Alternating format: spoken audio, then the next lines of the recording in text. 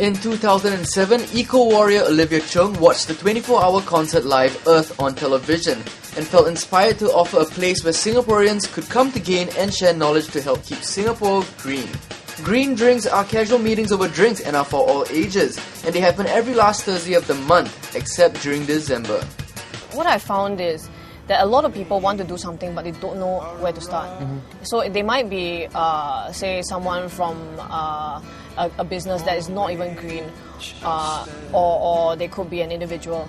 So everyone has a particular concern. Okay, so how exactly does green drinks survive if it's non-profit? Like, if you're getting all these places and you're getting all these drinks, and any organization needs sort of money, and so where does the money come from? Okay, a lot of the time everything doesn't cost me anything. So it could be a location sponsor, and people are just meant to get their own drinks. It's meant to be a self-organized network where I provide a location and an agenda, and people just show up and take care of their own food and beverages. So there have been times where a cost was involved, and I did dip into my own pocket.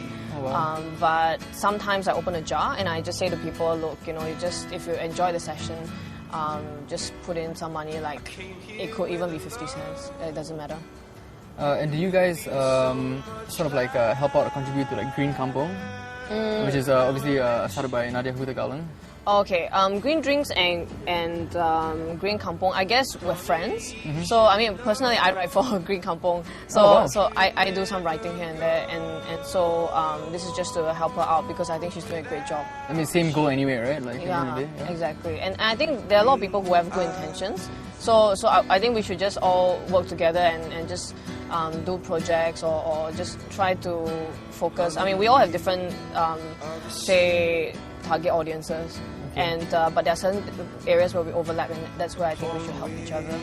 At 31 years old, Olivia is fighting for a greener earth, an ideal that not many people share. So do people generally brush her off? How do you deal with people who like brush you off? Yeah. Well, in the past, I used to just get really upset, but now I realize, you know what, to each their own, or to each its own, and you just do what you can. I mean, I don't go around nagging people. So when people just happen to ask, what do you do? And I say, I do this. And then if they want to sort of pursue it and ask more questions, then I just leave it. But I don't then say, oh, like, what soap do you use? And what clothes do you buy? And things like that. I think it's not my job to judge people. Okay, how aggressive can you get? Oh, you wanna try this? Yeah, let's do it.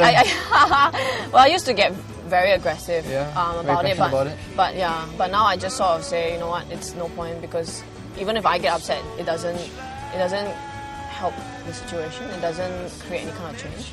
So has there been like any fights before where you're just like, come on man, open up your mind just a little bit, Yeah, there have. Well, maybe not fights, but I just go like, yeah, alright, and I just look away. Yeah. But I mean, I think the only one time where I pretty much got in an argument with someone was because they weren't honest with what they felt, like a government official.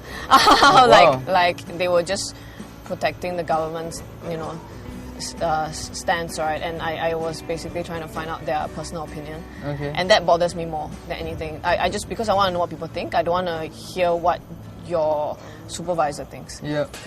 When she isn't fighting for the truth, Olivia is at home, and our camera spent a day there to see if the eco-warrior practices what she preaches.